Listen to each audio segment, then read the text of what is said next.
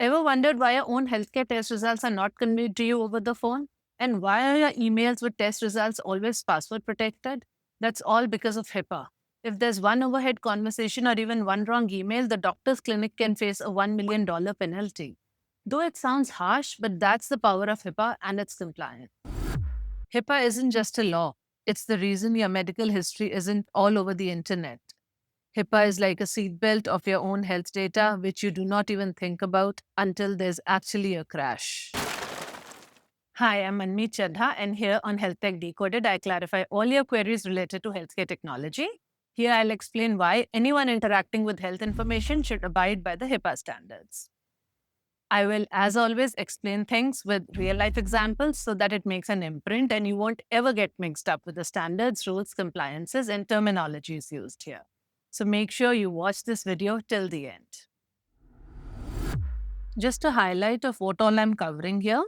I'll cover what's HIPAA, what HIPAA protects, who follows HIPAA compliance, what are the HIPAA rules and amendments, and what HIPAA violations mean.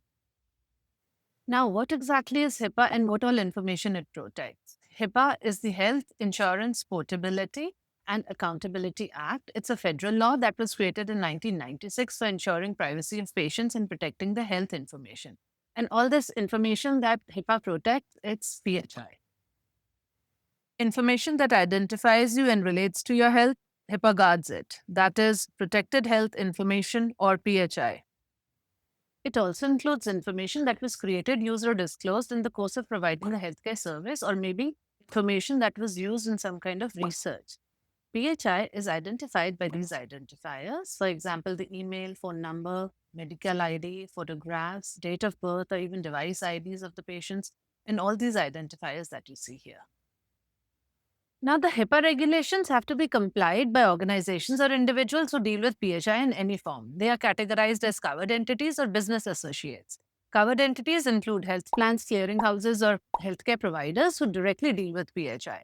And business associates are individuals or companies that provide services to the covered entities. For example, the consulting services, individuals handling physical or electronic data, or even providing technology or claim solutions. Let me help you understand both better.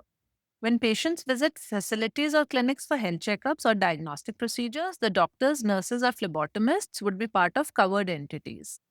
Patients access health results on mobile applications and the healthcare claims are sent out electronically. Here, individuals providing technology solutions and also handling electronic EDI transactions are business associates.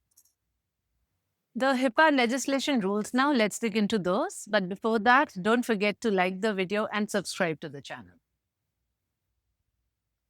Each of the HIPAA rule here lays out different requirements for compliance.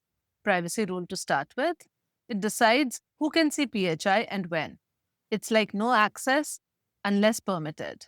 Tagline for privacy rule is don't share.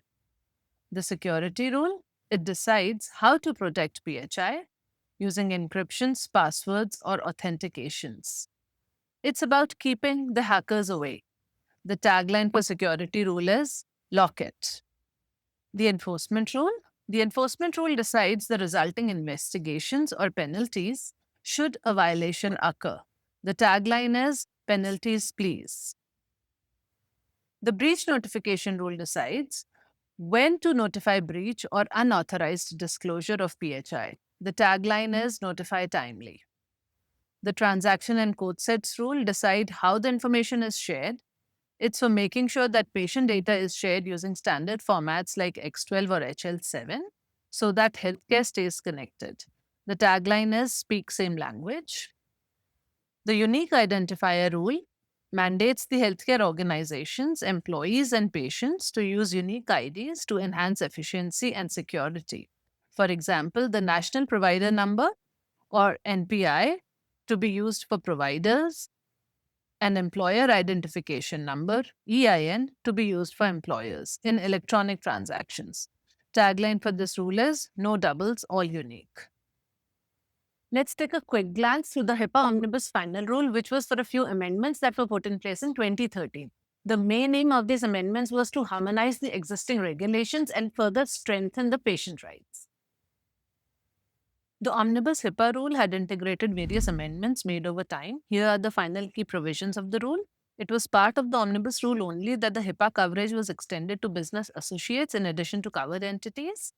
Higher penalty tiers were added for violations of HIPAA. Stricter breach notification standards were added. Patients' rights had further strengthened by prohibiting PHI use without authorization. Let's also understand what HIPAA violations mean and when do we say that violations have occurred. HIPAA is violated when there is lack of adequate risk analysis and comprehensive employee training, inappropriate PHI disclosures, inadequate business associate agreements, ignorance of the necessary required rules, and failure to report the breaches within the prescribed time. Now you understand that HIPAA isn't just a policy, it's the engine behind privacy protection and precision in healthcare. Together, all these rules make HIPAA the seatbelt of your health data. If you also need clarity on healthcare procedure codes and how they are utilized in healthcare billing, do check this video out.